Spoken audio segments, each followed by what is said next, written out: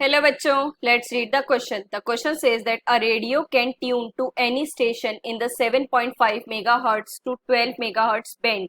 What is the corresponding wavelength band? तो देखो बच्चों, सबसे पहले की कंसेप्ट है हमारे पास, that is upper side frequency,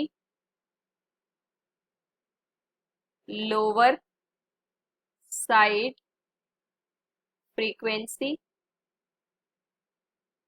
bandwidth, wavelength.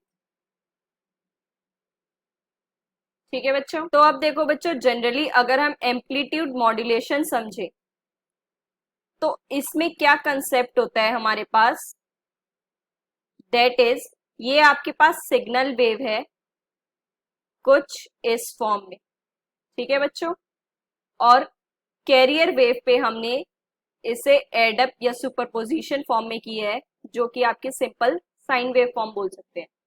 तो इनका फर्दर सुपरपोजिशन कुछ इस फॉर्म में आता है क्या, और ये हमारी वेव इस वे में चलती है।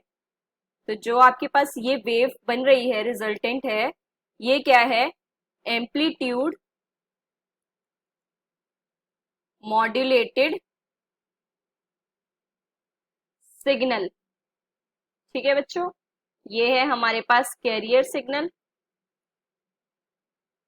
ये है मॉड्यूलेटिंग सिग्नल।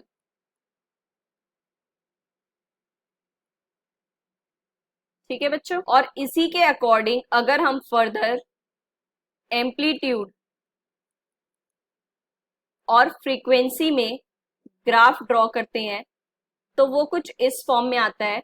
दैट इज ये आपको तीन कुछ फ्रीक्वेंसीज मिलती है। जो ये है एफ सी, ये तो आपकी कैरियर की सिंपली है, राइट, इसी में आप चेंजेस कर रहे हो, है ना। तो ये वाली होती है F C minus F M and this is F C plus F M. F M मतलब मॉड्यूलेटिंग सिग्नल की फ्रीक्वेंसी, हम बोलते हैं lower side band and this is upper side band. ठीक है बच्चों, और अगर बात करें हम बैंडविड्थ की तो वो क्या हो जाता है हमारे पास, maximum frequency minus minimum frequency. ठीक है बच्चों, तो ये कितनी है हमारे पास, F C plus F M minus करेंगे F C minus F M, तो ये कैंसिल हो जाएगा, एफ सी कितना आ जाएगा, 2 टाइम्स ऑफ एफ एम। ठीक है बच्चों, अब देखो इसी वे में आपको जो फ्रीक्वेंसी दी है वो कितनी दी है, 7.5 mega hertz to 12 mega hertz. ठीक है, ये बैंड की फ्रीक्वेंसी दी है आपको, राइट। अब देखो इसको हम सेपरेट फ्रीक्वेंसी ट्रीट करते हैं, न्यू वन, इसको सेपरेट करते हैं न्यू टू। ठीक है बच्चों, अब देखो फ्रीक्वेंसी क्या होता है हमारे पास, that is C by lambda, जहां पे ये क्या होता है आपके पास, that is speed of light and this is wavelength. तो अगर हमें वेवलेंथ की टर्म्स में देखना है तो लेमडा वन क्या हो जाएगा आपके पास, that is C by nu one, क्योंकि सी तो आपकी कांस्टेंट रहेगी स्पीड ऑफ लाइट, और लेमडा टू कितना हो जाएगा, that is C by nu two. ठीक है बच्चों, तो अब देखो लेमडा वन निकालते हैं, दैट इज सी बाय, अब इसकी वैल्यू हम रिप्लेस नहीं करते हैं सी की, न्यू वन कितना आ जाएगा, दैट इज 7.5। अगर हर्ट्स में करते हैं 10 रेज टू पावर 6 हर्ट्स, क्योंकि 1 मेगा हर्ट्स कितना होता है, that is 10 raise to power 6 hertz. ठीक है बच्चों, और लेमडा टू की बात करें तो C divided by 12 into 10 raise to power 6 hertz, तो ये हमारे पास वेवलेंथ आएगी। अब इसकी वैल्यू रखते हैं 3 into 10 raise to power 8 divided by 7.5 into 10 raise to power 6।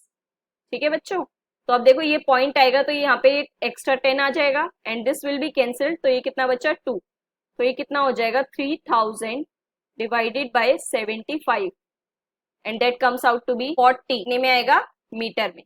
ठीक है बच्चों, सिमिलरली लेमडा टू की वैल्यू रखो 3 into 10 raise to power 8 divided by 12 into 10 raise to power 6, ये पावर कैंसिल हुई 2, और ये कितना आएगा आपके पास 4, तो ये कितना बन जाएगा 100 बाई 2, तो ये कितनी आ गई आपके पास, दैट इज सॉरी ये 4 आएगा ना, 100 बाई 4, तो ये कितनी हो जाएगी 25 मीटर। ठीक है बच्चों, अब देखो लेमडा वन आपका ज्यादा आ रहा है, लेमडा टू कम आ रहा है, तो अब देखो क्या है हमारे पास, न्यू जो है वो इनवर्सली प्रोपोर्शनल है वेवलेंथ के, है ना बच्चों। तो इसका मतलब अगर न्यू आपका बड़ा आएगा तो वेवलेंथ ऑटोमेटिकली कम आएगा। ठीक है बच्चों, डिक्रीज होगा ये। तो यही आपके पास ये रीजन है इस चीज का। ठीक है बच्चों, तो जो हमारा वेवलेंथ बैंड बना, wavelength band of radio is कहां से कहां तक होगा, 40 मीटर टू 25 मीटर। ठीक है बच्चों, क्योंकि फ्रीक्वेंसी कम लगती है, देखो रेडियो में क्या होता है, फ्रीक्वेंसी कम होती है ना हमारे पास, तो इसलिए हम इसको इसी रीजन में लिखेंगे। So that is the final answer. Hope you understand it well. Best of luck, thank you.